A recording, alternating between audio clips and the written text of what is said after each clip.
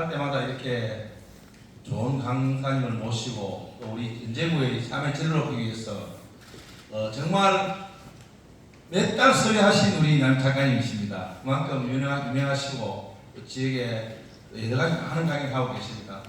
저희 연제구 2006년도 평생학습도시를 지정해서 또 얼마 전에 또 재지정을 받았습니다. 받는과 동시에 전국 평생학습도시 대상을 받았습니다. 이렇게 많은 국민들과 협력해서 평생학습이 잘 이루어지는 것은 우리 국민들의 마음과 또 생각들이 정말 밝아서 좋은 어떤 그런 기가 모여서 저희들 수상인 것 같습니다. 다시 한번 고맙다는 말씀을 드리고 앞으로도 계속적으로 국민과 함께 정말 시간적으로는 잘 뵙고 또 말할 시간이 적지만 이런 기회를 통해서 서로 간에 우리 행복한 연제구의 삶을 위해서 또 안전하고 또 우리 국민들이 즐거운 어떤 그런 연제구에 속된 국민들로서 구청장으로서 같이 합심해서 정말 우리 연제구는 청년들이 많이 유입되므로 올해부터 아파트 5,000세가 이렇게 합니다. 그런 과정에 또 860세대가 3단 이상이 들어오면 어린 아이들부터 청년들 또 우리 연제구는 65세 이상 안타깝게 45,000명 약 25%가 노령 인구로 접어들었습니다. 그렇지만 아이들 또 청년들 어르신들을 잘 모시고 다 같이 행복한 연제구를 만드는 데 최선을 다하겠습니다. 오늘 강의 잘 들으시고 살아가는 삶에 활력을 넣을 수 있는 좋은 기회가 되시기 바랍니다. 교육 받고 돌아갈 때는 안전하게 잘 돌아가십시오. 감사합니다. 남인숙 작가님의 양력을 소개해드리겠습니다. 작가님은 에세이스트이자 소설가로 주요 저서로는 내 방식대로 삽니다, 사실 내성적인 사람입니다 등 다수이며 MBC TV 특강, EBS 숨은 한국 찾기, KBS 명사들의 책 읽기 등에 출연하셨습니다. 남인숙 작가님을 무대로 모시겠습니다. 큰 박수로 맞이해 주시기 바랍니다.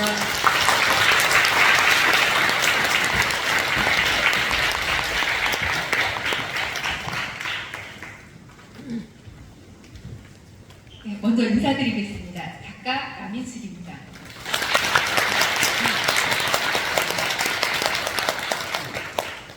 정말 너무나 반갑습니다. 제가 어제 일찍 부산에 내려왔습니다. 네, 조금 아까 구청장님이 그렇게 말씀하시더라고요. 오늘 좀 날씨가 추워졌다고. 근데 저는 너무 따뜻해요. 이렇게 포근하고 촉촉하고 그런 공기 속에서 있는 게 너무 기쁘고, 제가 얼마 전에 인터넷에 어떤 설문조사를 봤거든요. 근데 거기서 수도권에 있는 사람들에게 수도권 밖으로 나가서 다른 곳에서 산다면 어디에 살고 싶은가? 라는 질문을 했는데 거기서 1위를 한 데가 어딘 줄 아세요? 부산이니까 제가 네, 맞아요. 부산이었어요. 그런데 바다와 따뜻함과 뭐 이런 것들이 공존하더라고요. 그리고 너무 힙해요. 너무 세련되세요.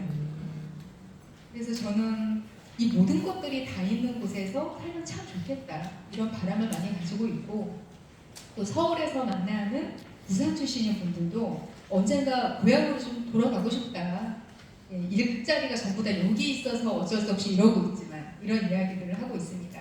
제가 언젠가 다시 부산에 와서 만약에 살게 된다면 길에서 그때 안에서 하세요. 네. 저도 나중에 꿈을 이룬 상태에서 여러분들과 만날 수 있으면 좋겠습니다. 자, 오늘 제가 가지고 온 이야기는요, 소통입니다. 자, 소통이라는 게 여러 곳에서 말은 많이 들어요. 근데 이게 왜 그렇게 많이 이야기가 되면서 흔한 말인 것 같은데 정확히 뭘 뜻하는 건지 모르겠다, 이렇게 생각하실 수가 있는데, 사실 소통이 바로 우리 삶의 모든 질을 좌우합니다. 이것이 안 되기 때문에 우리가 관계에서도 힘든 것을 겪고요. 결혼하고 나서 또 그런 가족 간에 여러 가지 문제도 생기고요. 부모 자식 간에 트러블도 생기고요. 연애하는 데도 문제가 생기고, 그리고 또 직장에 취업을 하거나 거기서 사회생활 할 때도 문제가 생깁니다. 소통을 잘할 수 있는 사람이 되면은 우리는 훨씬 더 나은 삶을 살 수 있고요. 그리고 더 나은 사람이 될 수 있고 하고 싶은 일을 빨리 이룰 수 있는 그런 능력을 가진 사람이 사실은 돼요. 먹고 사는 일하고도 직접적으로 연관이 됩니다. 그리고 언제든지 이 소통하는 방법을 익혀서 내 자신이 조금 더 기술이 있는 사람이 되면 직업도 바꿀 수 있고요.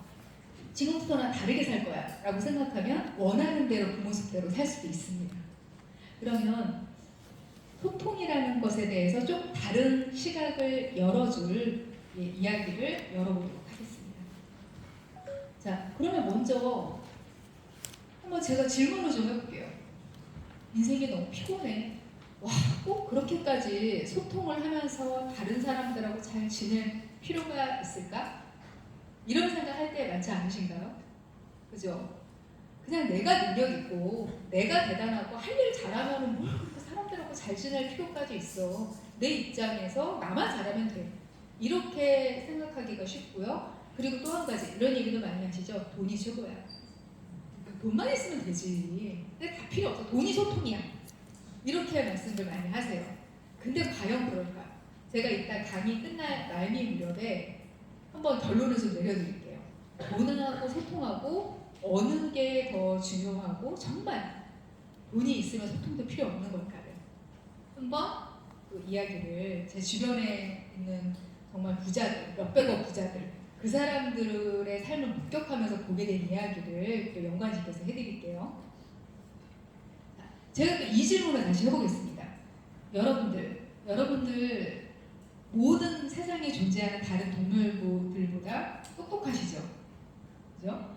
그래서 강아지가 조금 좀 머리 좋은 것 같은 행동을 하면 머리 너무 좋다, 똑똑하다 그러잖아요. 그런데 그 가장 칭찬하는 말이 뭐예요? 사람으로 치면 7살이래.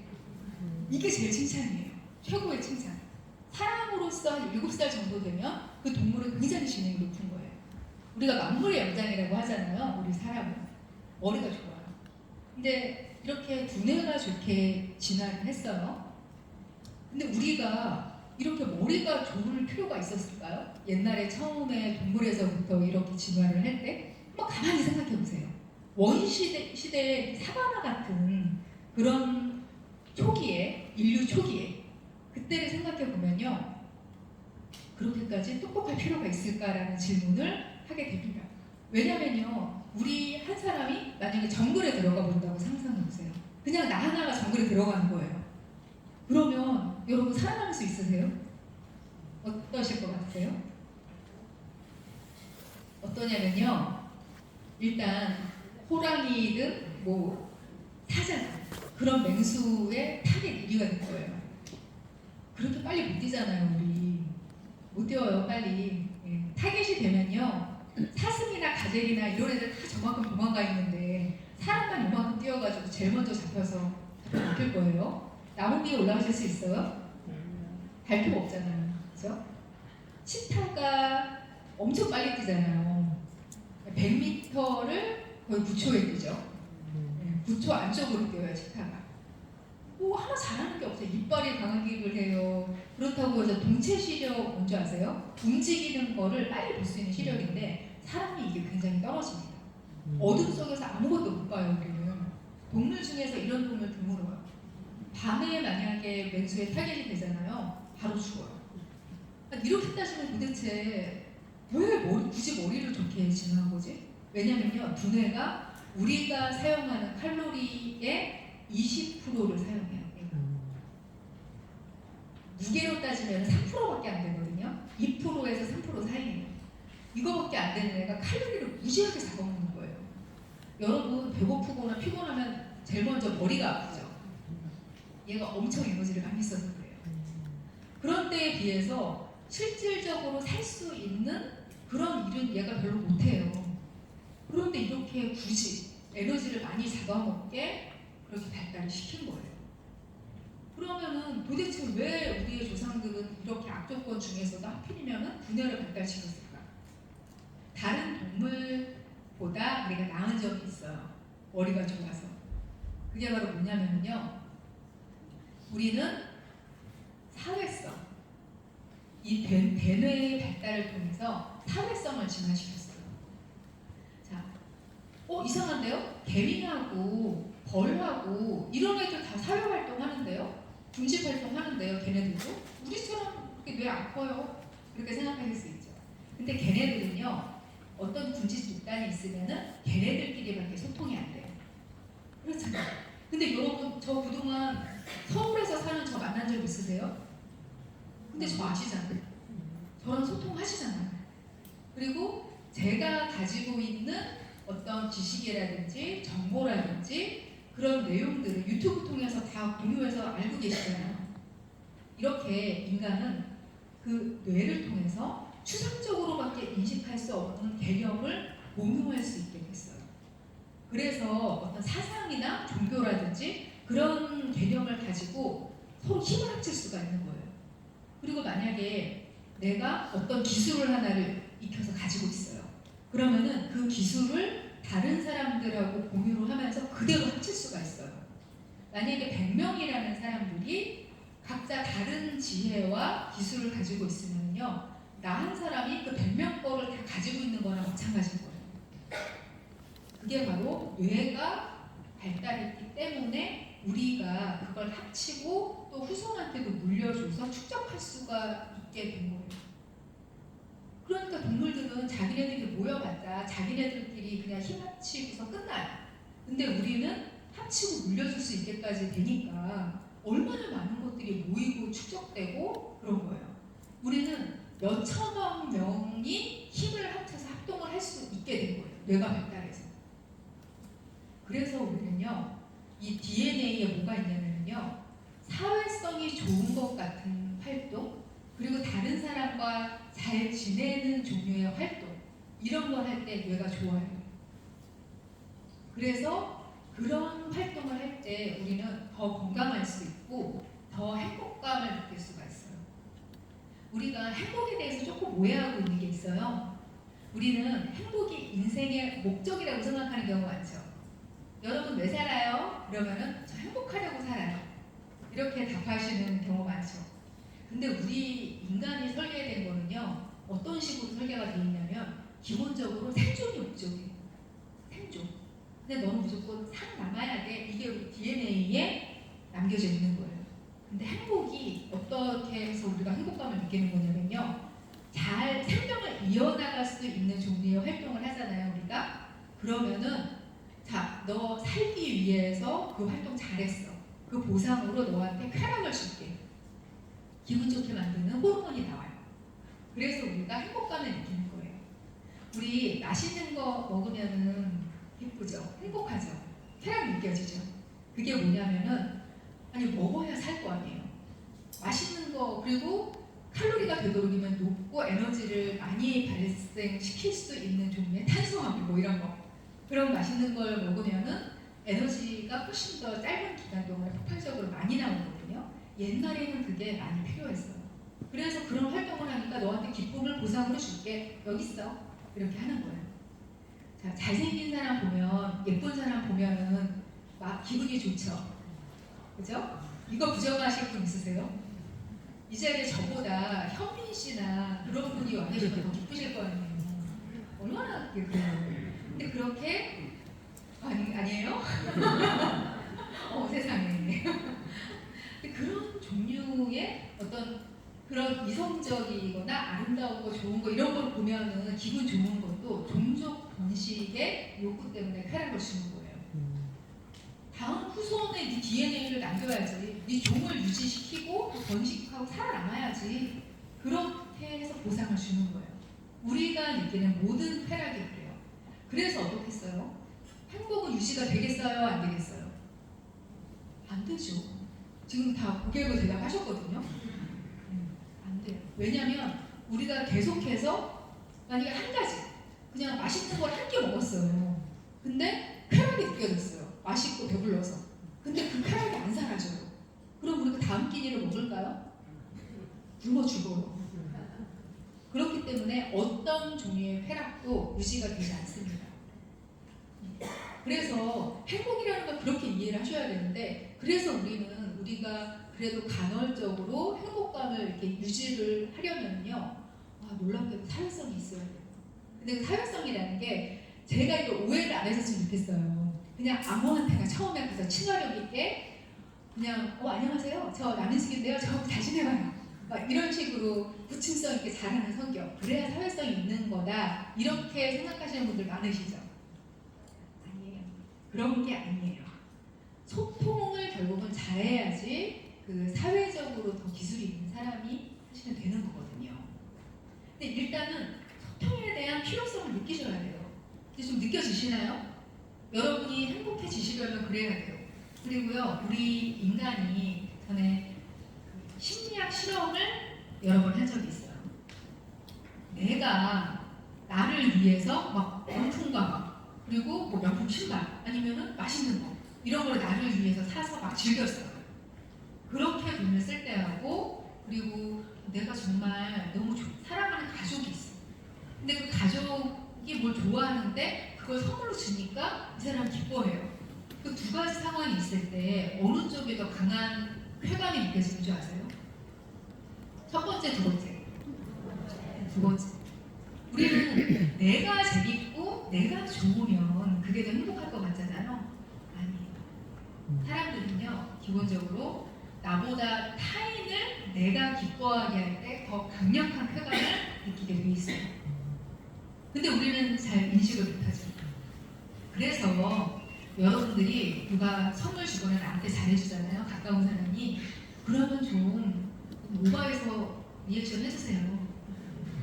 선물을 했는데 뭔가 옷 하나 사줬어, 누가. 근데 별 생각이 내 스타일이 아니야. 그래도 좀 기뻐해줘요. 그러면 그 사람의 쾌감을 확 올려주는 거죠. 같이 여행을 했는데 어디 가서 뭐 부산에 여행을, 모녀가 여행을 왔어요. 그래서 딸이 막 알아요. 돼지국밥 맛집 막 검색해서 후기 다 찾아보고 하나 왔어요. 왔는데 엄마가 딱 먹어보더니, 이야, 이거 그냥 내가 만든 게 낫겠다. 너무 비싸다 이거. 뭐 부산에 와서 이런 걸 돼지국밥을 먹어. 뭐 이런 식으로 반응이 이래요. 그저 그렇다, 짜다, 뭐 이러면서. 그러면은 그 딸이 엄마랑 같이 다음에 같이 여행 가고 싶을까요? 여러분 그거 하지 마세요. 짜다 금지, 비싸다 금지. 네, 그렇습니다. 그냥 누가 나한테 주면은 기쁘게 받는 거, 그것도 좀 연습을 우리는 해봐야 돼요. 그래야 그것도 서로 마음을 서로 열고 소통할 수 있는 그런 방법이 또 됩니다. 그래서 우리는 다른 사람을 기쁘게 하고 서로 감정을 나누고 이럴 때 내 존재 자체를 위해서 그게 이득이 되는 일이라는 걸 좀 아셔야 될 것 같아요. 자, 결국 사람의 행복은 이렇게, 이 행복, 모든 그런 행복 같은 것은 결국은 사람을 통해서 오게 되어 있습니다. 산속에 들어가서 나 혼자 그냥 자연에 묻혀서 산다. 네, 자연인, 나 자연인으로 살 거야. 네, 그 자연인 그분들도요, 가끔 밖에 나가서 소통하시더라고요. 그거 없으면 못 산다고. 자, 그리고요, 우리는 이 소통을 잘하고 관계를 잘 누리기 위해서는 바로 친구라는 개념부터를 우리가 많이 바꿔야 됩니다. 자, 친구예요. 친구 역시 내가 얘하고 30년 친구야. 그게 좋은 게 아닌 거라는 거죠. 30년이 됐는데도 우리는 우정이 변하지 않았어. 그럴 때 좋은 친구인 거예요. 만약에 30년이 됐는데 이 친구 때문에요, 이런 종류가 고민을 들어오는데, 젊은 남성분들이 고민 상담을 할 때는 어떻게 하면 여자를 사귈 수 있죠? 주로 고민을 그렇게 하세요. 네. 그러니까 뭐 대충 뉘앙스를 아시겠죠? 근데 제가 어떻게 하면 일단 시작부터 할 수 있냐, 여친이라는 존재를 내가 만들 수 있냐라고 고민하시는 분들한테 제일 말씀드릴 때 가장 많이 얘기하는 부분이 뭐냐면은, 먼저 여성을 이성으로 만나지 마시라고, 그 사람하고 인간관계를 맺으시라고 말씀을 드려요. 그냥 사람으로서 보라. 그래서 인간으로서 대하고 사람하고 소통하는 법을 좀 더 익히게 되면은 그걸 이성 관계로 발전시킬 수 있는 것도 나중에 저절로 된다. 또 사람들하고 관계를 일반적인 관계를 좀 맺어봐요. 이렇게 보내드리거든요. 근데 그게 정말로 맞습니다. 관계를 개선을 하면 나머지 것들이 다 저절로 좋아지는 경험을 우리는 하게 되죠. 자, 그런데 이렇게 중요한 소통을 못하는 분들이 있으신데 좀 공통점을 제가 정리를 해봤습니다. 제가 만약에 이 앞에 어떤 소통 못하는 분이 계세요. 1대1로. 근데 이분한테 이러면은 일 안 됩니다. 이거 안 돼요. 당신이 이게 잘못됐어요. 이렇게 얘기하면은 상처받습니다. 일단 상처를 받으면은요. 이것도 소통의 방법입니다. 상처받은 사람은 어떤 정보도 받아들이려고 하지 않아요. 정말 그렇거든요. 그냥 일단 그 상처에만 집중을 하게 되기 때문에 나한테 중요한 정보조차도 다 차단을 해버리는 게 사람의 마음이에요. 그래서 여러분들이 다른 사람한테 정보를 만약에 전달을 해줘야 된다고 생각을 하면은 그 사람을 기분 상하게 하면 안 돼요. 먼저 기분 상하지 않게 다른 여러 가지 것들을 깔아놓은 다음에 정보를 전달해야 아 정보가 그렇구나. 그 사람이 미흡잖아요. 그러면 1 더하기 1이라고 해도 안 믿어요. 그게 사람이에요. 그래서 우리는 먼저 좀 소통을 할 만한 그런 사람으로서의 준비를 해야 되는 것도 필요하다고 생각을 합니다. 자, 그러면 어떤 사람이 이러냐 그러면요. 대화를 할 때 주로 말이 안 통하는 사람이 있어요. 내가 이 얘기를 했는데 뭔가 벽이 하나 쳐져 있고 그 벽에서 뭔가 튀어나오는 기분이 들어요. 그런 사람이 도대체 왜 그런가? 또는 내가 이야기를 하는데 사람들이 재미없어요. 이상하게 사람들이 나랑 만나면 재미가 없다고 그래요. 나 왜 그러지? 그러면 꼭 어떻게 얘기를 하시냐면 내가 어디 인터넷에서 재미있는 얘기를 들었는데 그걸 외워볼까? 그 생각들을 하세요. 그렇게 하시면 될까요? 안 될까요? 안 돼요. 사실 외우려고 하셨죠? 네? 이거 내가 인터넷에서 재미있는 얘기 들었는데 이러면 이거 전달해줘야지. 그렇게 생각하시는 분들 많으실걸요? 근데요. 안 돼요. 하지 마세요. 제가 좀 말리고 싶어요. 원래 유머라는 건요. 특성이 있어요. 여유에서 나와요. 내가 어떤 한 분야라든지 아니면 웃긴다든지 이런 면에서 내가 우위에 있다고 생각할 때 내가 저 사람보다는 이런 점은 낫지. 이런 자신감이 있을 때 그 사람 웃길 수 있는 거예요. 옛날에 그 광대들이 귀족이나 왕족들을 막 웃기고 그랬죠. 근데 생각해보세요. 그러면은 그런 광대가 더 높았다는 거예요? 이렇게 생각할 수도 있는데 그 광대들은 최소한 웃기는 것에서만큼은 내가 왕보다 낫지. 이런 생각이 있었던 거예요. 그 섹스피어 리어왕이죠. 그거 들어는 봤지만 직접 읽어본 분은 없으시죠? 저 읽어봤거든요. 이런 사람 귀해요. 리어왕에서 보면 거기 나오는 광대가 왕을 따라다니면서 자꾸 까족까족해요. 옆에 붙어다니면서. 근데 말을 되게 함부로 해요. 왕한테. 왕이 늙었는데 나이 늙만큼 현명해졌으면 이런 걸 안 당했지. 이렇게 얘기를 해요. 너는 늙기만 했지. 이런 식으로. 어린 놈의 광대가. 근데 그걸 다 듣고 있어요. 광대한테만 그게 허용이 됐던 거예요. 근데 물론 원하면 이렇게 저 광대 죽여. 그럼 바로 죽지만 그래도 최소한 허용을 해준 거죠. 왜냐면 어떤 면에서는 얘가 나한테 우위에 있는 기분이라도 느껴야 얘가 나를 느낄 수 있거든요. 그래서 허용이라는 면이 있었던 거예요. 근데 일상생활에서 자신감이 없는 사람이 외워서 웃기려고 해요. 되겠어요? 안 됩니다. 저는 개그맨들 그런 분들을 이렇게 쭉 저는 관찰하는 사람이거든요. 글쟁이들은 원래 그래요. 관찰하는 사람이에요. 긴 세월 개그맨들이 부침을 이렇게 한번 지켜봤거든요. 와, 어떤 개그맨은 한창 이렇게 여기까지 물올라 있을 때 지나가는 스치는 한마디만 해도 그렇게 웃긴 거예요. 어떤 그 전성기에 있을 때 유명한 개그맨이 어디서 한 말이 저는 10년 후에도 생각나요. 아니 어떻게 저런 말을 생각을 했지?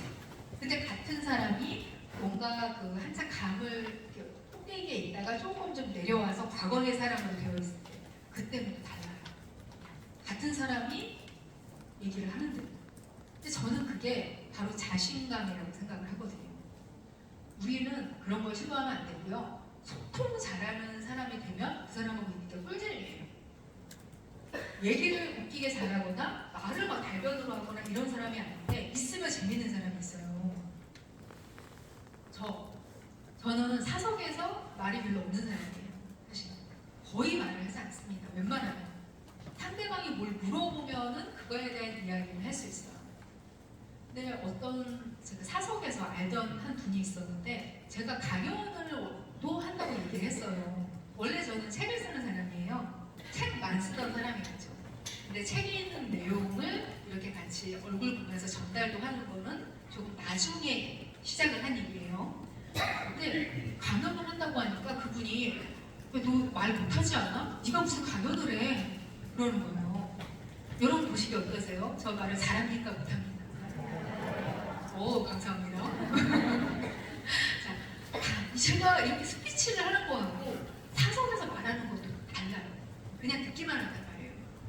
근데 그렇게 제가 말을 못하는 거라고 생각할 정도로 별로 안 하는 편인데요.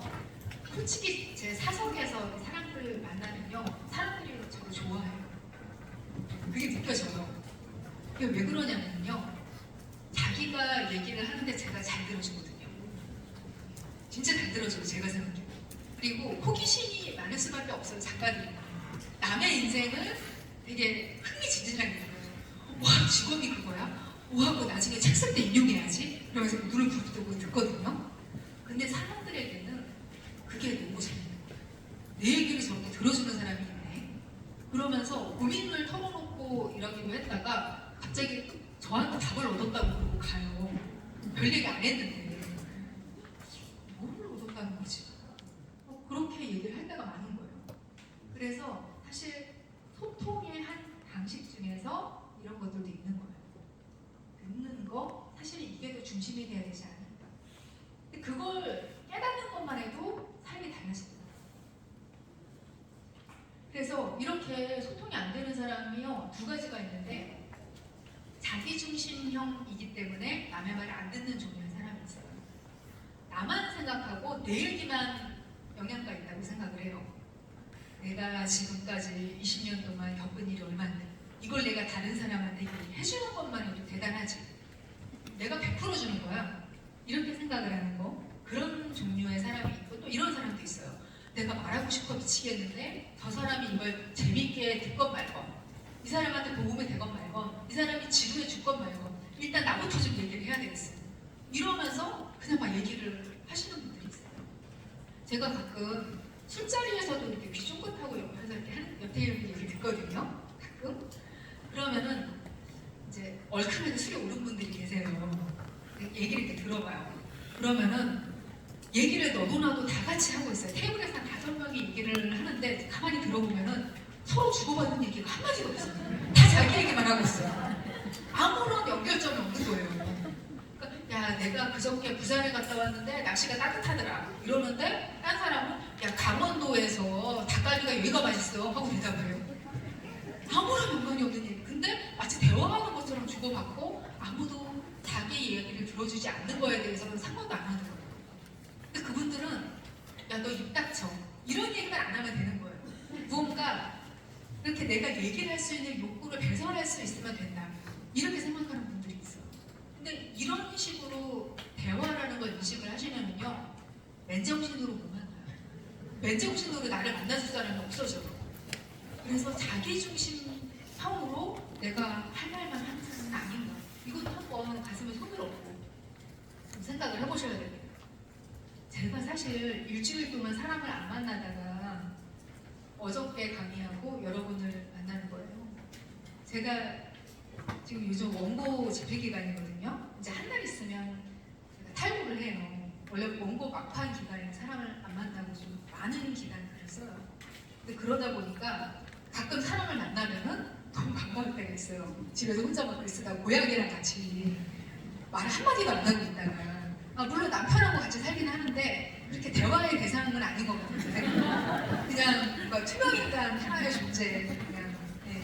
그래서 없는 걸로 치는 거죠. 사람 안 만났다고 얘기를 해요, 제가. 그래서 가끔 이렇게 뵈면은 붙잡고 막 얘기를 하고 싶을 수가 있어요. 일주일 동안 사람 안 만나면. 근데 그런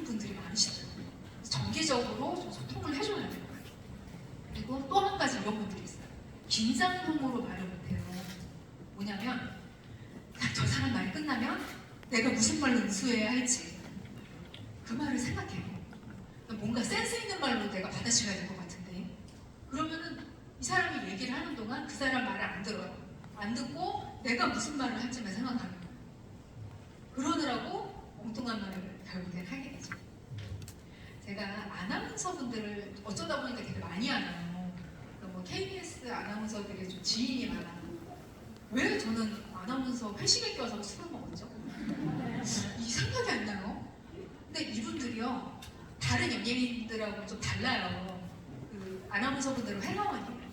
사회생활 되게 잘해요. 이분들. 연예인 뭐 유명하다고 해서 그런 게 없어요.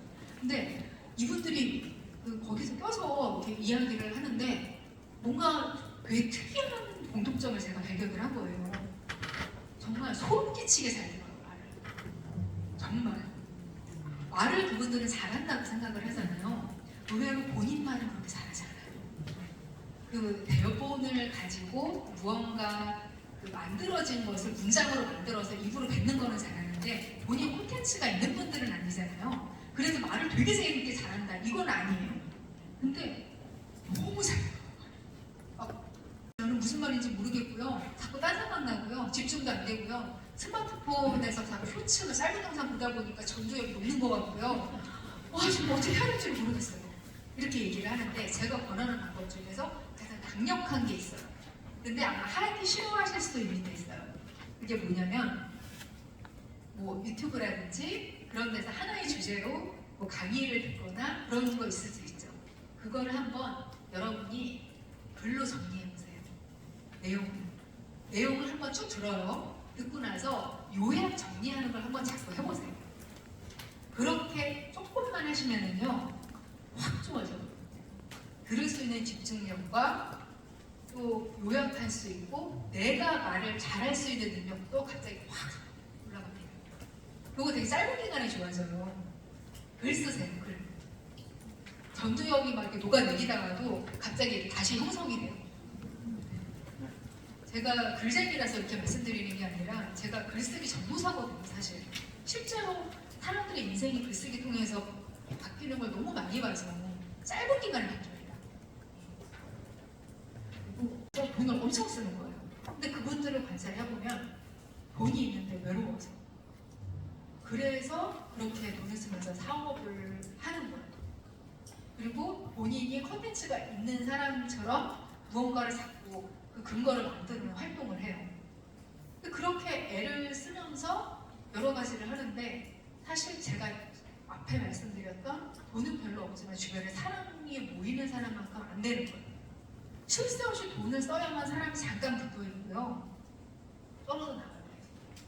왜냐하면 소통의 기술이 안 돼 있어요. 돈만 많지. 아무리 돈을 써도 그게 해결이 안 되는 거예요. 제가 이 말 들으면 그래도 돈 있는 게 좋은데 이런 생각 하실 수 있는데요. 또 막상 거기에 올라가면 또 안 돼요. 그리고 우리 어차피 1,000원 못 벌잖아요. 그럼 못 벌 바에는 소통 잘하는 사람이 돼서 그 사람들이 원하는 거에 내가 미리 와 있으면 굳이 거기까지 기어 올라가지 않아도 그 사람들이 그렇게 애써서 원했던 것을 일부 누리면서 살 수 있는 거예요. 소통 잘 되는 사람들. 괜찮지 않나요? 가성비 좋아요. 이런 사람으로 산다는 게. 한번 제가 제안을 아까 드렸고 또 앞으로 드릴 내용에 대해서 한 번이라도 실천을 해보십시오. 정말 괜찮습니다. 자, 직장에서 어떻게 하면 소통을 잘할 수 있을까? 이거 정말 너무 많이 들어와요. 그리고 또 뭐 직장 말고도 생활 어쩔 수 없이 가야 돼요. 저는 그거를 인간 감옥이라고 부르거든요. 어쩔 수 없이 가야 되는데 어쩔 수 없이 만나야 돼요. 가족도 인간 감옥이 될 수 있고 이런 게 있어요. 어떻게 하면 좀 되냐. 일단은요, 저는 직장에서 좀 친구 만들겠다는 생각 안 하셨으면 좋겠어요. 거기서부터 모든 불화와 그 화가 나와요. 어떤 분은 저는 큰 욕심 없어요. 그냥 퇴근하고 술하고 맥주 한잔 같이 하면서 직장에서 힘든 일 허심탄회하게 얘기할 수 있는 동료 하나 있으면 좋겠어요. 이런 얘기를 하는데요. 너무 큰 걸 바라시는 거예요. 그 허심탄회하게 욕하다가 그 직장 상사 귀에 들어가서 왕따 당하는 그런 상태.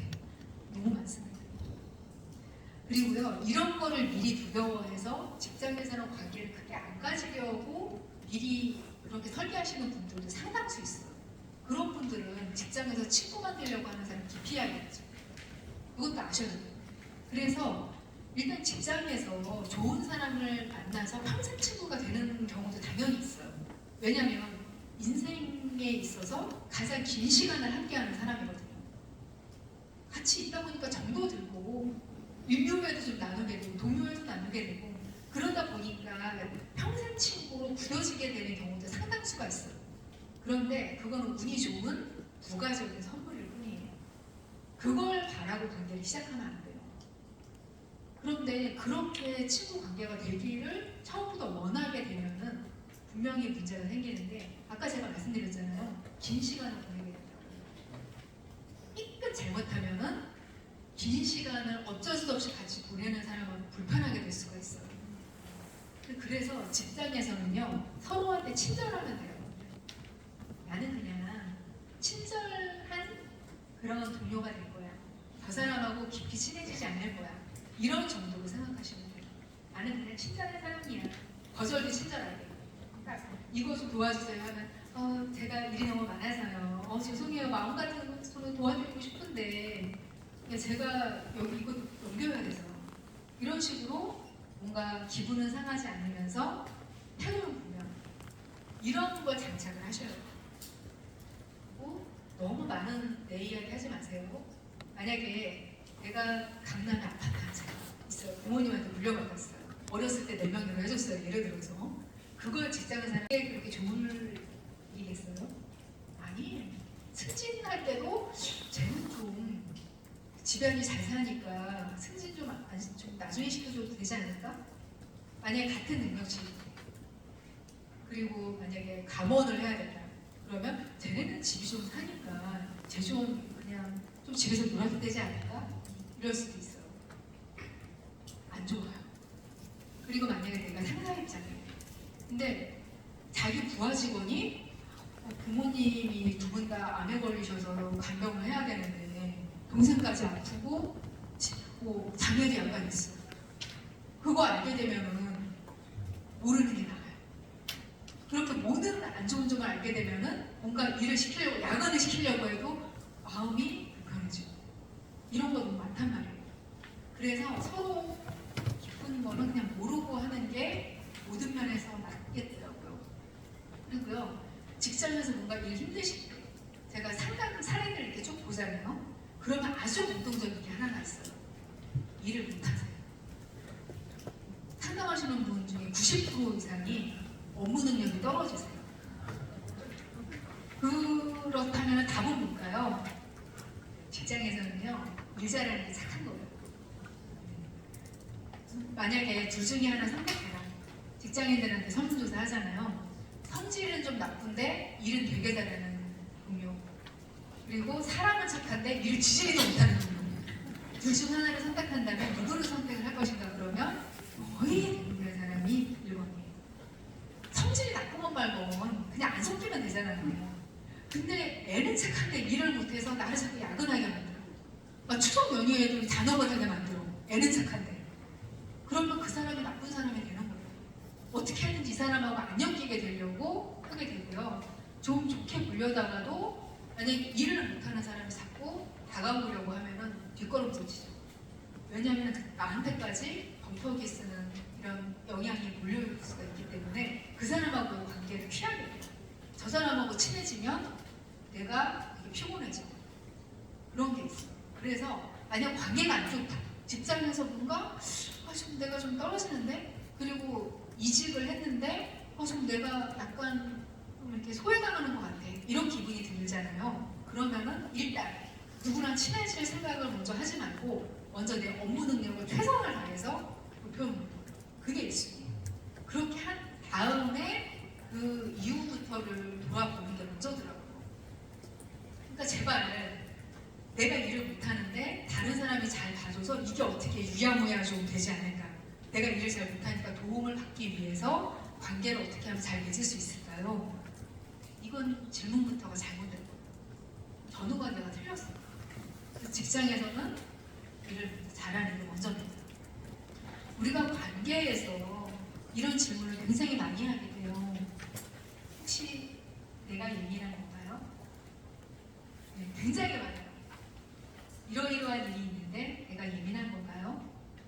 제가 실제로 그 유튜브에서도 올린 그런 상담 사례가 있었는데 친구랑 셋이서 친구예요. 셋이서 친구인데 내가 자영업을 해서 조금 항상 일이 늦게 끝나서 셋이 만나면 둘이 먼저 만나는 거예요. 원래 같은 직장 동료였나요? 근데 늦게 가면은 어느 날부터인가 테이블이 네모난 테이블이 있잖아요. 그러면 둘이 마주 앉고 있는 게 아니라 나란히 앉아 있는 거예요. 근데 그걸 보면은 내가 서운하대요. 둘이 이렇게 마주 앉아서 날 기다리는 게 아니라 먼저 가서 둘이 나란히 앉아서 내가 떨어져서 맞은편에 앉게 되는 상황을 만든다. 너무 섭섭하다. 서운하다. 그러면서 맨 마지막에 제가 예민한 건가요? 여러분 생각은 어떠세요? 어떤 것 같으세요? 이 사람은 예민한 것 같으세요? 안 예민한 것 같으세요? 예민한 것 같죠? 근데 이게 실제 관계에서는 참 어려워요. 예민한가 안 예민한가. 그러니까 내가 그 상황에서 이전까지 쌓인 히스토리가 있는 거예요. 그 히스토리가 있고 내 상황이 있는데 거기서 이런 게 하나가 보태지면은 이거 아닌가? 그게 갸웃? 이런 게 돼요. 근데 이런 것도 안 그러는 방법이 있어요. 자, 내가 예민한 건가? 자, 어떤 사람과 소통을 하고 관계를 맺는데 내가 이 사람에 대해서 혹은 이 사람들의 관계 속에서 예민한 거 아닌가라는 생각이 드는데 이런 질문을 해보셔야 돼요. 자, 관계가 너무 협소하잖아요. 내가 친구를 만나는데 내가 친한 친구 그룹은 딱 한 그룹밖에 없어요. 한 그룹. 그러니까 고등학교 때 동창들이 한 달에 한 번씩 모이는 모임이 있어요. 한 5명. 내 친구는 걔네들밖에 없어. 그러면은 그 관계 안에서 예민해질 수밖에 없는 거예요. 제가 항상 얘기를 하는데 친구 한 명을 아주 가까운 친구 한 명을 일주일에 한 명 만나는 친구가 있어요. 그런 친구를 가지는 거하고 1년에 한 번씩 만나는 친구를 10명 가지는 거하고 어떤 게 더 건강한 인간관계를 가지는 걸까요? 이런 질문을 제가 해드릴게요. 자, 1번이에요, 2번이에요? 오, 정답. 너무 똑똑하세요. 왜 이렇게 100% 100점이세요? 네, 2번이에요. 근데 1번인 줄 아셨죠, 솔직히? 네. 자, 우리는 옛날서부터 깊은 관계, 내가 대신 죽어줄 수 있는 친구 관계, 내가 내 온 재산도 정말 줄 수 있는 그런 관계, 이런 것만 진정한 관계라고 그렇게 생각을 해왔어요. 그런데 사실 이런 거 건강하지가 않아요. 그렇게 특정 관계에서 이 사람하고만 맺는 그런 관계에서는요, 모든 내 신경과 관심과 이런 게 그 안에 집중되게 되어 있어요. 그렇게 관계와 소통이 협소하면은 그냥 저절로 예민하죠. 아까 그 2명이 나란히 앉나, 이거 그렇게 중요하지 않아요. 그거 자체로는. 코로나 엎치면서 마주 앉는 거 침튀기면은 서로 안 좋다는 거 알고 있죠. 그래서 대대적으로 되도록이면 나란히 앉아서 밥 먹어라, 이런 권고사항이 있었어요. 그래서 서로 나란히 앉았을 수도 있어요. 안 그러다가. 그렇잖아요. 그럴 수도 있고. 그리고 저 같은 경우는 뭔가 짐 같은 거 막 여자들은 가방도 있고 웃도리도 있고 이렇잖아요. 그럼 그거를 좀 정리를 해놓은 상태에서 나중에 온 사람이 편하게 앉을 수 있게 비워놓은 걸 수도 있어요. 배려해서.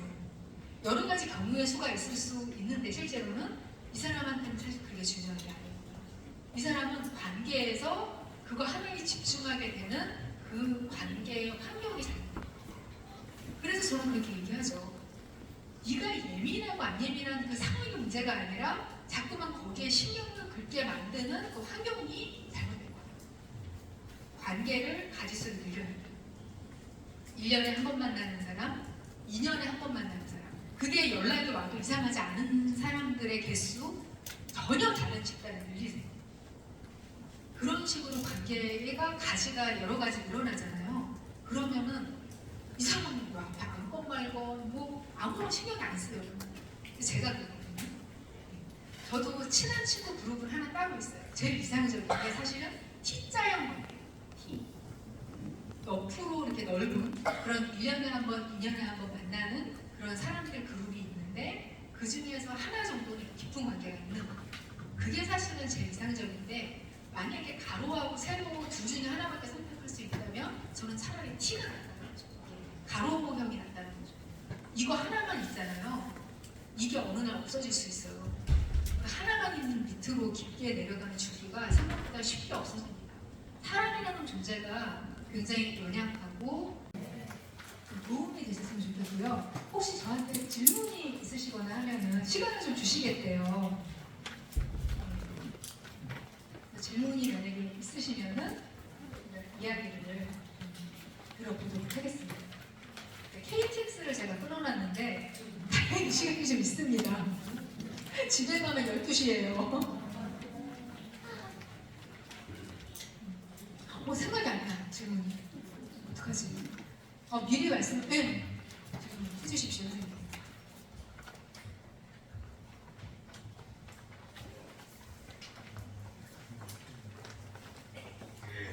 제가 나이가 반 90인데 반 90이요? 저 나누기 했잖아요, 지금.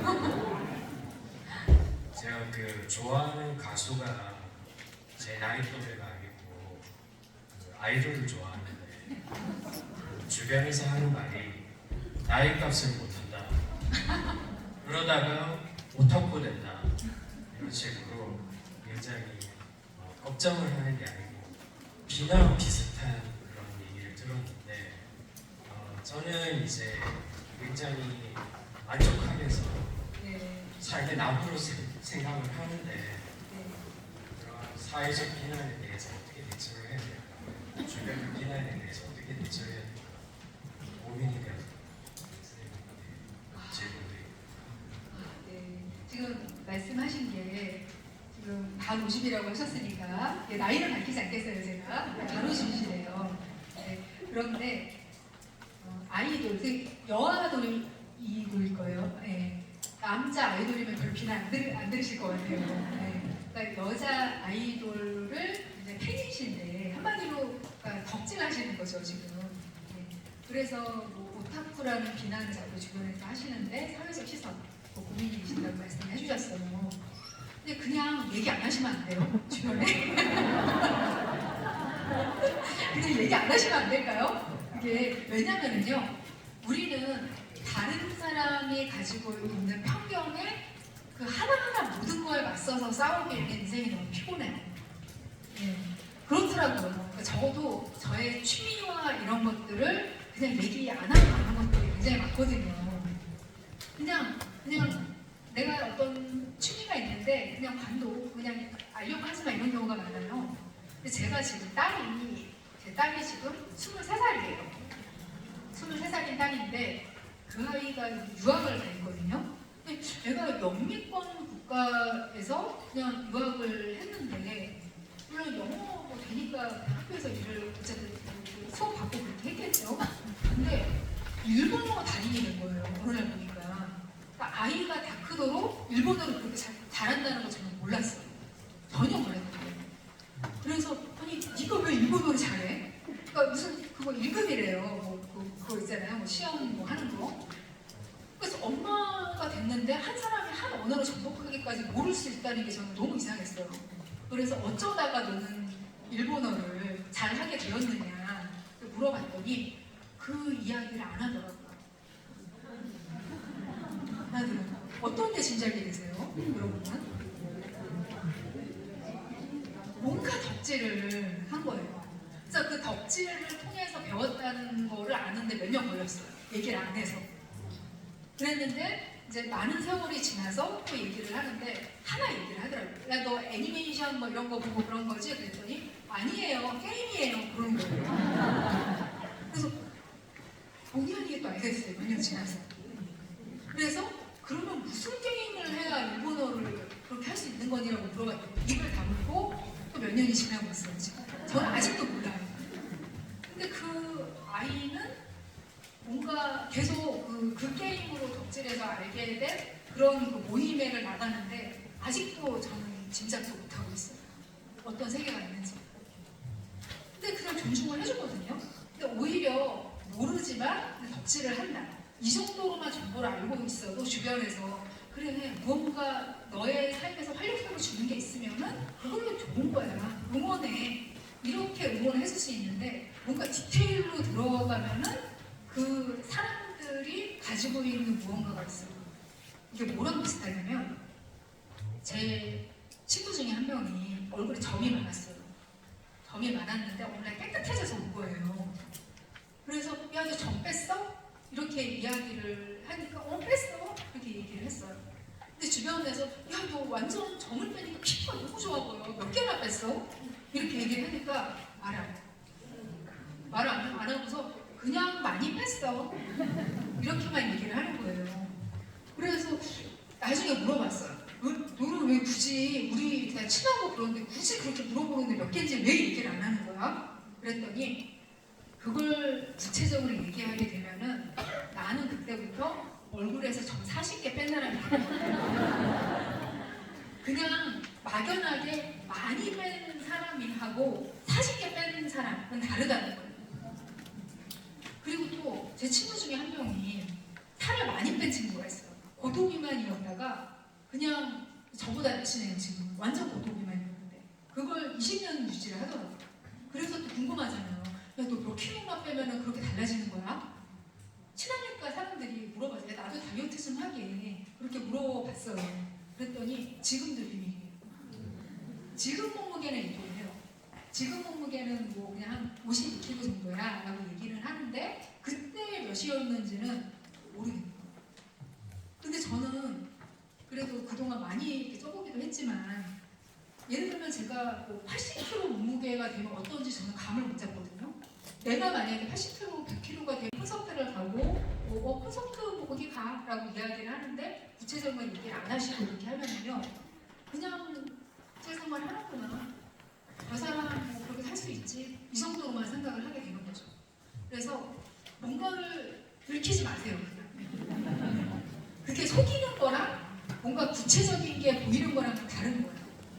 그러니까 막연하게 어린 아이돌을 뭔가 좋은 가수를 덕질하는 사람인 것 같은 거하고 나보다 30살 어린 여자 아이돌을 덕질하는 거하고는 다른 거예요. 뭐든지 숫자와 구체성을 가진 걸 통해서 표현을 갖게 그렇게 정보 주지 마세요. 그렇게만 하셔도 존중을 받아요. 답이 조금 되셨나요? 네. 혹시 하나만 더 하겠습니다. 예. 마지막. 예.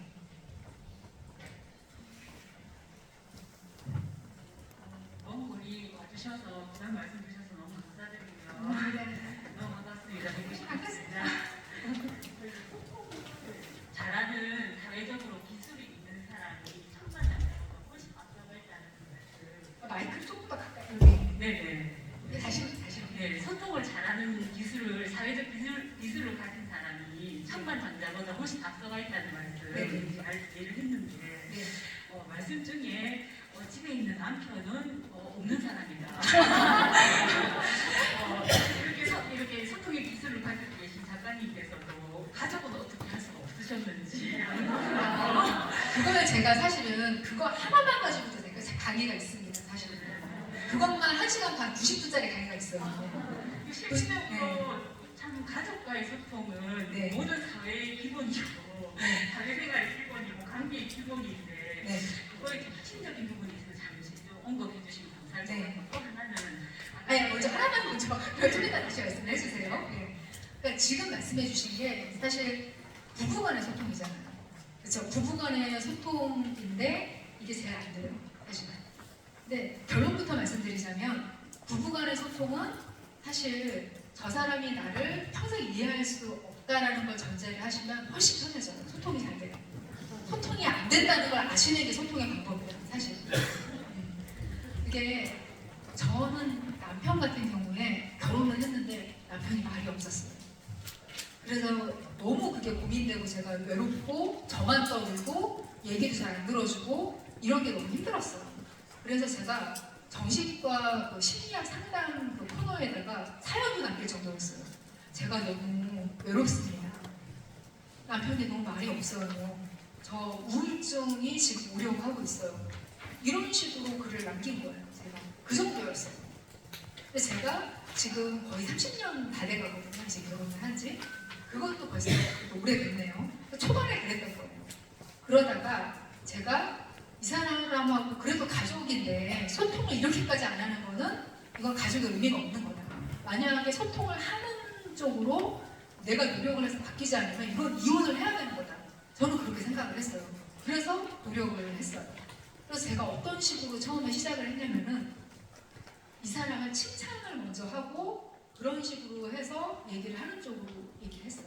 제가 아까 소통에서 제일 중요한 게 이 사람을 좋아하게 되고 기분을 좋게 만드는 게 근데 사는 상태에서 내가 할 수 있는 데까지 해보자 라고 생각을 하면서 그래 내가 원하는 남편상이 있는데 그거가 이미 된 사람처럼 내가 대접을 해주자 그렇게 생각을 했어요.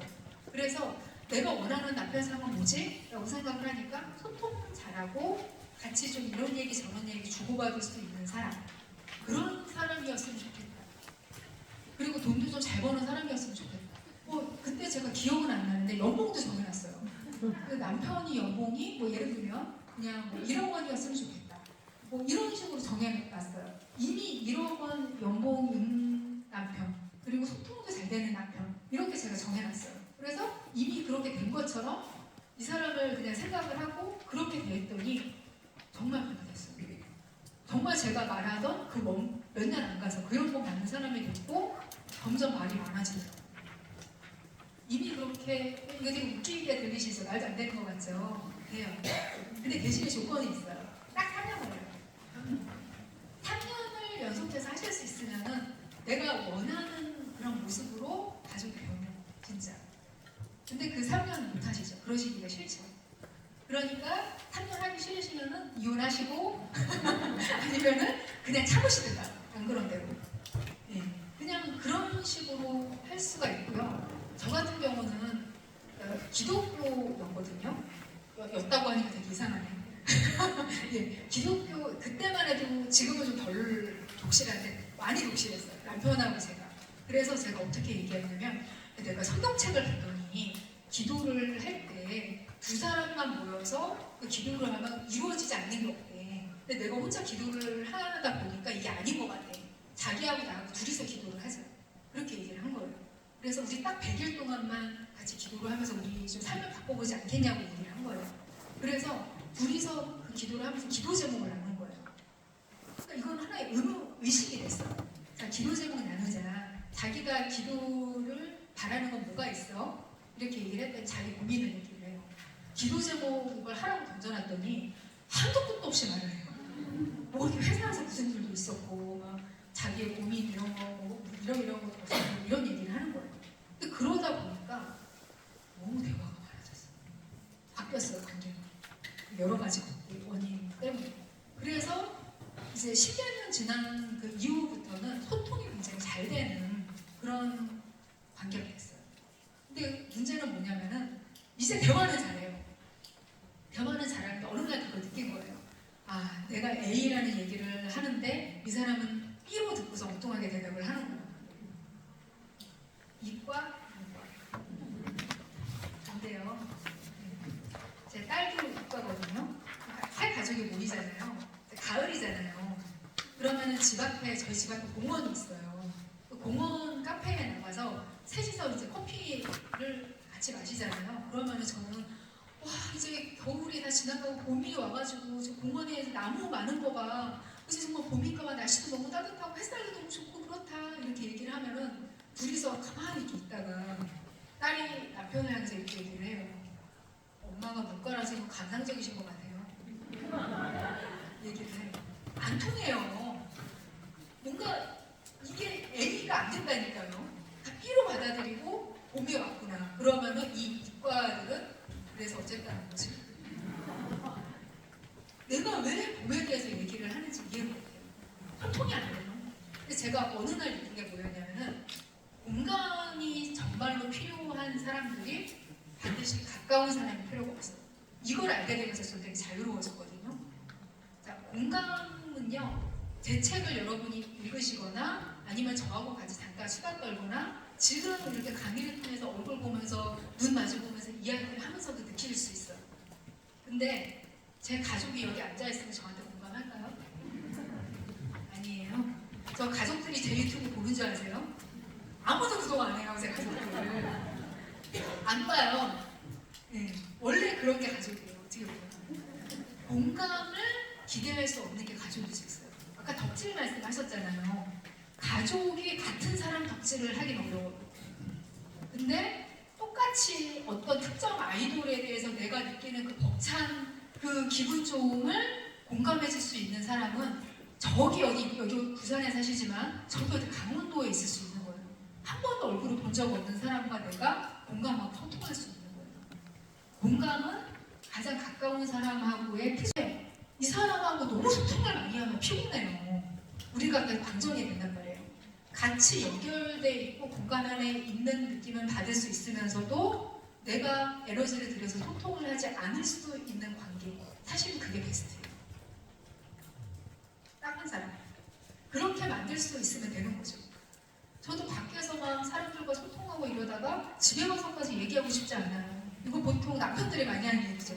밖에서 얘기 많이 하는데 집에서까지 내가 저도 그렇거든요. 집에 가면은 남편도 그렇고 저도 그래가지고 안녕 서로 이렇게 퇴근하거나 저도 밖에 들어오거나 이러면 수고했어 힘들었지 그리고 끝. 대화 없어요.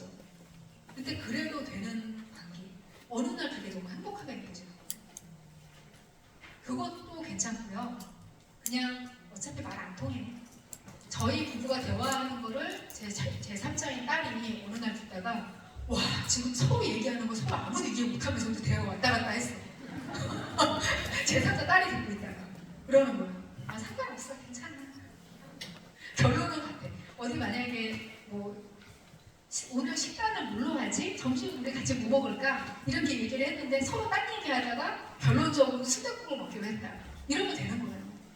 근데 서로 오늘 내가 배부르니까 순댓국 그냥 먹고 싶어 이렇게 얘기를 들었는데 딴 사람은 오늘 배고프니까 순댓국 먹자는 얘기구나. 저는 대답을 하고 있는 거예요. 근데 결론은 순댓국. 항상 대화가 이런 식으로 되는 경우가 너무 많아요.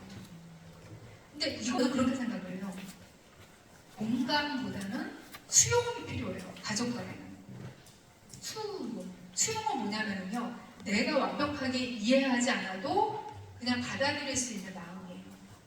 가까운 사이에서는 공감과 소통 그것보다도 사실 수용이 있어야지 소통이 돼요. 오히려 내가 이해는 못하겠지만 그래 이유가 있겠지. 내가 이해는 못하겠지만 그래 그런 마음인가 보다. 사실은 그런 부분이 훨씬 더 많아요. 수용을 하면 지금 고민하시는 게 다 해결이 됩니다. 예, 어느 정도 답이 있었죠? 네. 근데 90분짜리 강의를